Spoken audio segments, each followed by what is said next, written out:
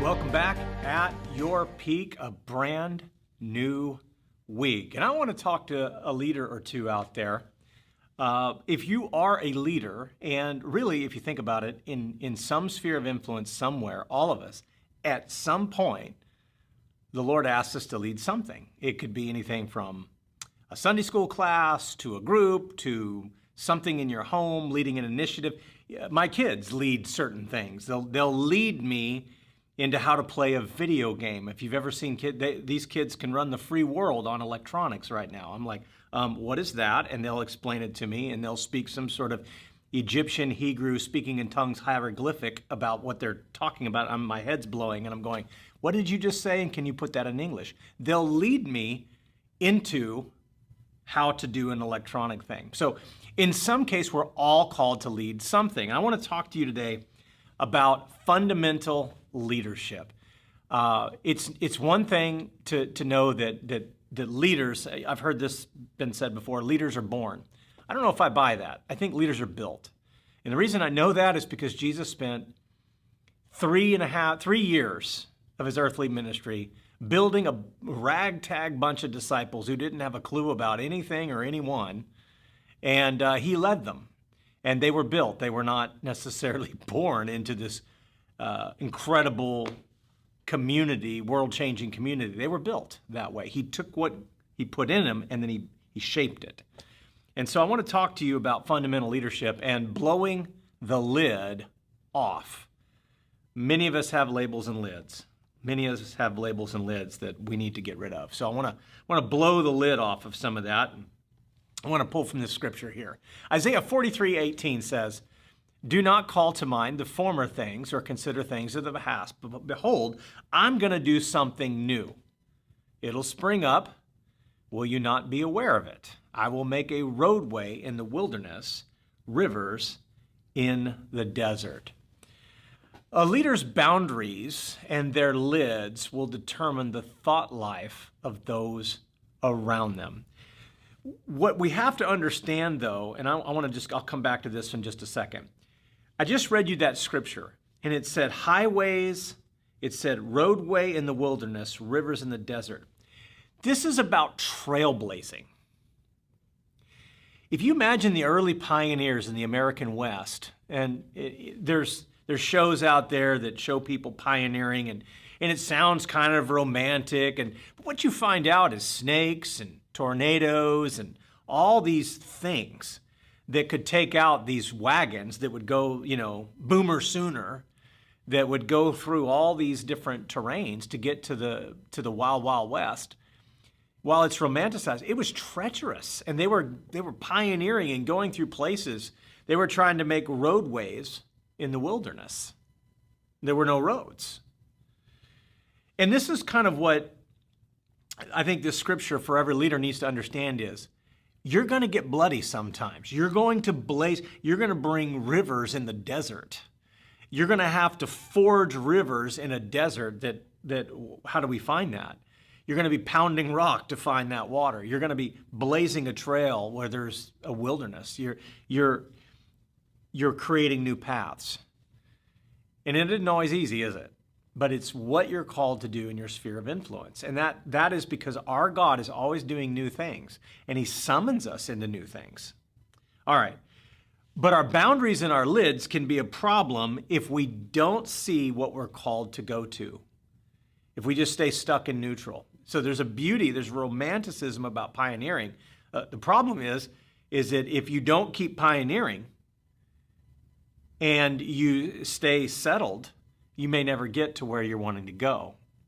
And one of the things they did, the early settlers, is they prepared for inevitable scenarios, and they did it as a team, and they brought different people with different skill sets to make it through that wilderness. No different than today when teamwork makes the dream work, right? Everybody has different skill sets to survive the elements. All right. A leader's boundaries and lids will determine the thought life of those around them. So if you're pioneering and you're negative Nilly all the time, you're going to shape a culture around you. Oh no, there's rattlesnakes. Oh no, there's bears. Oh no, there are people that want to kill us. you have to overcome that, and a leader's lid can be a problem. Now, Jesus had no lid. He taught the disciples to think in a way that was absolutely impossible. He was blazing trails everywhere. Hey, guys, let's raise the dead today. Hey, guys, let's heal a leper today. Hey, guys, let's forgive sins today. Jesus, can you do that? Is that legal? He was blazing a trail. And then, like Jesus, you as a leader need to foster environments to empower people to innovate and create and think differently to every situation. If you read the Gospels, he was doing that. He turned the tables on 613 religious laws given. And he had the entire religious community confused because they were speaking law and grace was manifesting, blazing a new trail, pioneering something brand new, this new covenant. They had no clue.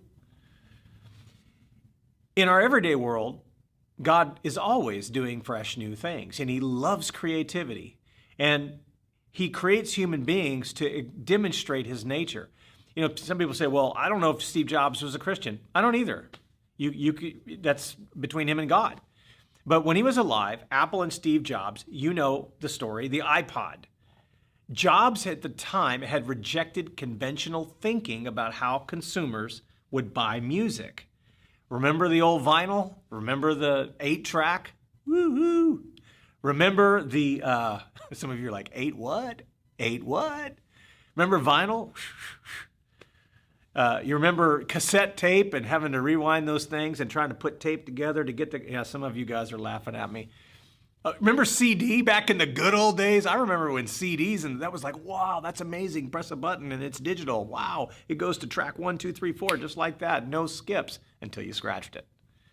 Well, Jobs shows up and he creates this whole new dimension of ways to experience music. And he had his plenty of naysayers around him. He was interested, though, in blowing the lid off of what was to step into something new.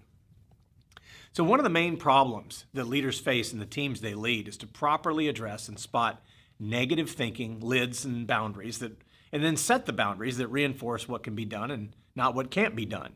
That's what Jobs was doing with the iPod.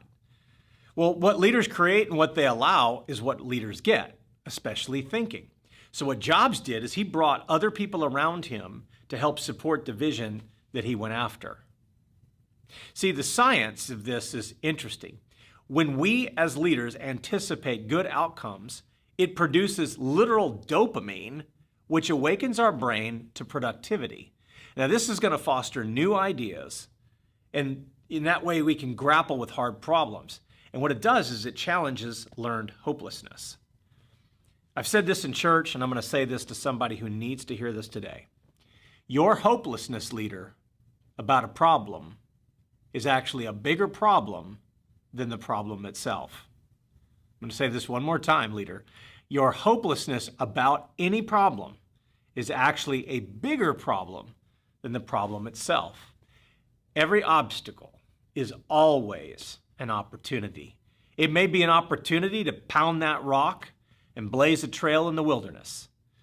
It may be, I need to take a step back, reinvent my thinking, and look at it with a fresh new perspective. Sometimes punting is the best thing you can do in an NFL football game. I'm going to punt, regroup, and refocus and get ready for our next offensive series. Sometimes blazing ahead and going down on 4th and 1 at the 50 is the right thing to do. But either way, you're not hopeless. You've got to learn to challenge hopelessness, because hopelessness about a problem, leader, is a lid. And hopelessness about a problem is a bigger problem than any problem you face. So here's a question to ponder. What are the obstacles that are in your path that can become your opportunities? Take a moment today to reflect on some of those challenges and how you can challenge learned hopelessness. We'll see you tomorrow.